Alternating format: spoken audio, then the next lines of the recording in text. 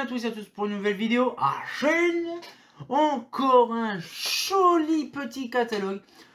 Franchement, je vous garantis, c'est vraiment une dinguerie. Je suis en train de regarder un petit peu mon planage. Je vous garantis, c'est une sacrée dinguerie. Aujourd'hui, nous allons voir un petit catalogue de qualité. Et également qui date de très vieux. Je ne sais pas quand est-ce que la Seconde Guerre a réellement commencé, mais le catalogue date de août 1939, au tout début de la Seconde Guerre. Donc je ne sais pas quand est-ce que la Seconde Guerre a commencé, mais ça fait plaisir de voir.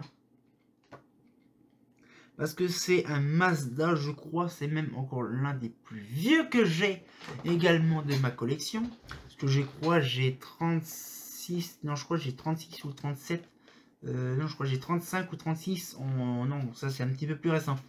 J'en ai quand même pas mal des vieux catalogues des années 20 et 30. Mais ça fait plaisir de se dire que là, on va découvrir des choses très intéressantes. Notamment le Reflectolux. Traditionnel, hein, il n'a pas bougé, hein, plus de 70 ans après. Mais celui-là, voilà, voie prix sur tarif séparé. Donc je reprends le tarif, je l'ai. Donc après, c'est trop drôle parce qu'en fait, j'ai remarqué, il y a des catalogues et des brochures que j'ai actuellement, du Baudet par exemple. Il y a une police d'écriture qui est là-dedans.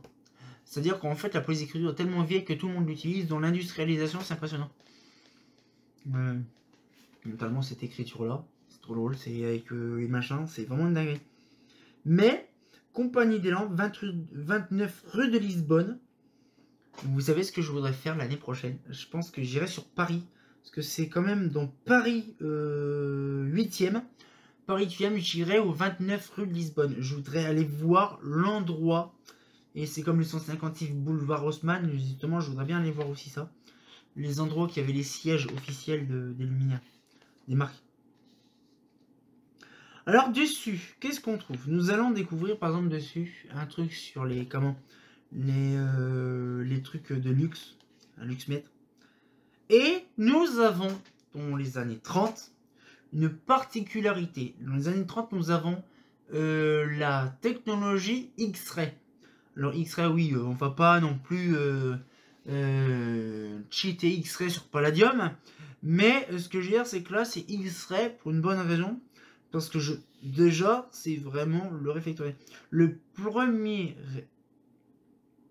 Attends. Je ravale bien ma salive.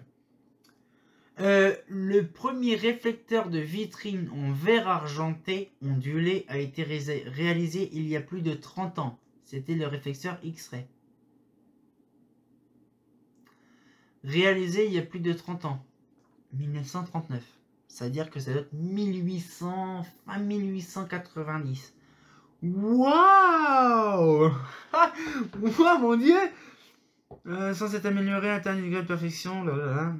Oh la vache. Faut que je regarde sur internet. Le réflecteur X-Ray, il est apparu quand réellement?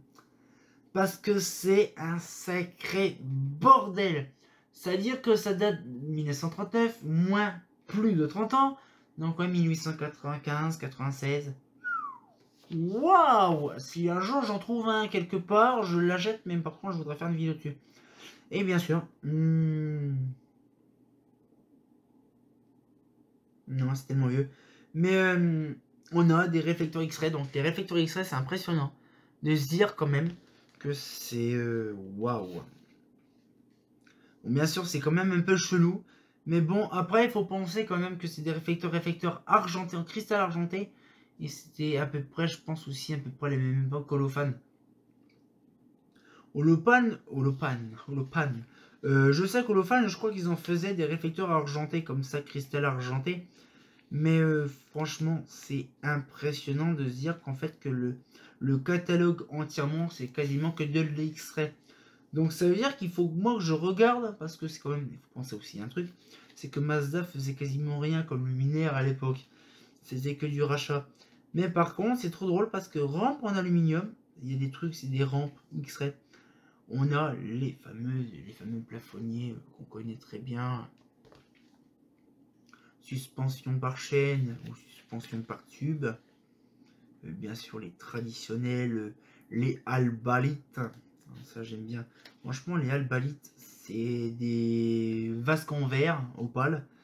Mais ça a tellement été vendu dans les écoles surtout, dans les écoles. Il y en a eu tellement plein, des modules, diffuseurs réflecteurs, duplex salite, waouh! Diffuseur forme 17, diffuseur albalite. On a l'adapteur albalite. Ah, puis c'est vrai, il y avait des catalogues, il y avait des pages qui étaient un petit peu collées.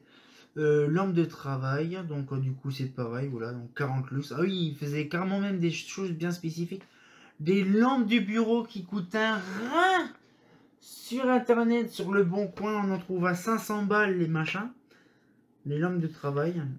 C'est vraiment impressionnant comment ça coûtait cher à l'époque. Les douilles pour lampe submersible. La lampe submersible est une lampe de projection demi-argentée d'une forme telle qu'elle ne fonctionne, lorsqu'elle fonctionne, elle produit un faisceau de rayons parallèles. Elle se branche dans une douille spéciale basée sur le principe d'une presse étoupe, qui assure une étanchéité parfaite. L'armature métallique de cette douille comporte une oreille de fixation permettant de la boulonner. Moi, je voudrais bien savoir c'est quoi la lampe submersible là, parce que j'en ai jamais vu. Mais je ne sais pas comment que ça fonctionne, parce qu'une lampe submersible, c'est qu'une ampoule, une lampe standard réflecteur argenté qui est dans la flotte. Je voudrais bien voir le bordel. Faut vraiment qu'un jour j'en trouve une comme ça, une lampe submersible. Bon, apparemment c'est assez volumineux, c'est assez gros. Mais je ne sais pas réellement quelle est la composition de cette lampe-là. Et je regarde dans un vieux catalogue. Je regarde dans un vieux catalogue des années 60. Il y a plus de détails. Alors après, l'éclairage pour un direct, bon pareil, des luminaires, il y en a partout. Hein. Les réflectodiffuseurs et les réflectolux. On a l'habitude de voir depuis tant d'années. Mais c'est impressionnant de se dire quand même qu'il y a énormément de choses. Il y a des indirectors. Je sais pas si vous dans les indirectors. Putain, ça fait vraiment pour ça des trucs bizarres. Hop là, l'indirector. Le réflecteur. Et là, quand j'ai vu le délire, ils ont fabriqué Mazda aussi. Bon, je suis pas sûr que c'est Mazda, hein, le délire. Ils ont des luminaires. Ils appellent ça le RM ou le RS. Mais c'est perturbant parce qu'on dirait une Elzodia ou une Philips Sora. Une lampe comme ça, on dirait une Sora pour Mercure ou Sox. C'est magnifique. Sauf, je suis en train de me poser la question, comment que ça se fait qu'il y a SI 1000 dedans? Parce que SI 1000, je vois pas ce qu'ils veulent dire par rapport à ça. Faut penser que c'était des lampes des années 30. Hein, donc c'est compliqué. Parce que là, SI 400, donc 50-70 watts sodium, et SI 1000, 150 sodium. C'est quoi le délire? Je ne sais pas. Et après, donc là, il y avait le délire que je m'avais dit que la Gumball, style américaine, la HLS 200, est apparue dans les années 50, rappelez-vous. Et bien sûr que non, elle n'est pas vendue dans les années 50, mais elle s'est vendue même déjà dans les années 30. Déjà, elle était vendue d'une autre manière, d'un autre graphique, mais par contre, elle était déjà conçue, déjà designée déjà. Donc, je ne sais pas réellement qui a eu l'idée de ce modèle-là. Donc, on sait, donc maintenant, je sais que c'est pas du Infranord déjà, la HLS, mais c'est perturbant. Et on a la version style HLS, mais à une armature X-Ray.